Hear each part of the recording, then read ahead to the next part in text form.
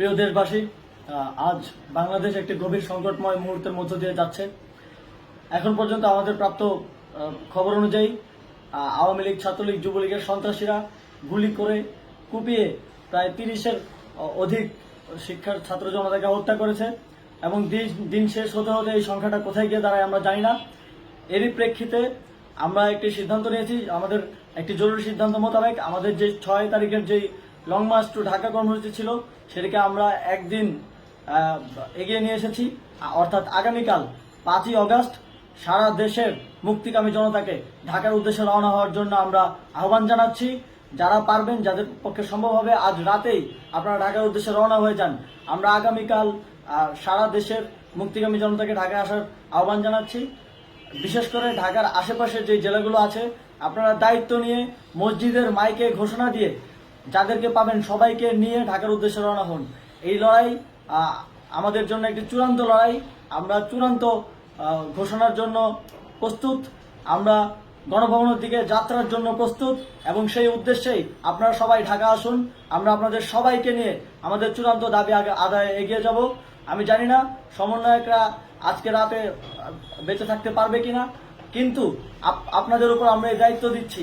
আপনারা সবাই নিজ দায়িত্বে ঢাকায় আসবেন আগামীকাল এবং পরশু পরিস্থিতি বিবেচনা করে পরশু গণভবনের দিকে 4 দিক থেকে আমরা রওনা হব। আমরা খুব আতঙ্কের সাথে লক্ষ্য করছি যে ছাত্রলীগ, যুবলীগ এবং আওয়ামী লীগের গুন্ডারা পুলিশের অস্ত্র দিয়ে পর্যন্ত সাধারণ জনগণের উপর হামলা করছে। কিন্তু একটি সুখের খবর হচ্ছে, সারা দেশের বিভিন্ন স্থানে সেনাবাহিনী ছাত্র জনতার পক্ষে দাঁড়িয়েছে। আবার কিছু কিছু জায়গায় যেমন মিরপুর ও মোহাম্মদপুরে সেনাবাহিনী ছাত্র জনতার বিপক্ষে দাঁড়িয়ে গুলি চালাচ্ছে।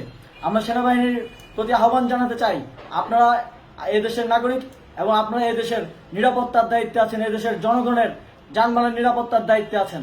আপনারা দেশের পক্ষে এবং দেশের জনগণের জন্য কাজ করবেন। কোনো খুনি সরকারের জন্য, কোনো খুনি রাজনৈতিক দলের জন্য কাজ করবেন না। এটি এদেশের জনগণ আপনাদের থেকে প্রত্যাশা করে। আমাদের এই আন্দোলনে সম্পূর্ণ সমর্থন দিয়ে হয় নিরপেক্ষ থাকুন, অথবা এই খুনি বাহিনীকে, সরকারের খুনি বাহিনীকে প্রতিহত করুন, তাদেরকে যথাযথ শাস্তির আওতায় নিয়ে আসুন। যেই কারফিউ সরকারের পক্ষ থেকে ঘোষণা করা হয়েছে, আমরা স্পষ্টভাবে বলতে চাই, সেনাবাহিনী এই ধরনের কোনো কারফিউ বাস্তবায়নের জন্য মাঠে না নামে। যদি মাঠে নামে তাহলে সেনাবাহিনী স্পষ্টভাবে অফিসিয়ালি জনতার বিরুদ্ধে দাঁড়াবে।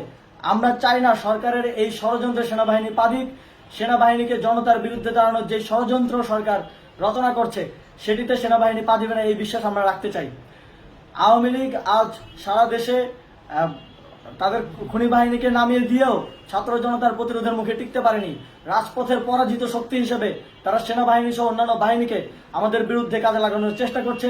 এই চেষ্টাকে, এই ষড়যন্ত্রকে ব্যর্থ করতে হবে এবং আগামীকাল সারা দেশে মসজিদে মসজিদে ঘোষণা দিয়ে ঢাকার উদ্দেশ্যে আপনারা রওনা হন। প্রত্যেকটি পরিবার থেকে অন্ততপক্ষে একজনকে ঢাকার উদ্দেশ্যে রওনা করে দিন, এই ইতিহাসের সাক্ষী হতে, একটি নতুন বাংলাদেশের অভ্যুদয় ঘটানোর একজন কর্মী হতে। ধন্যবাদ সকলকে।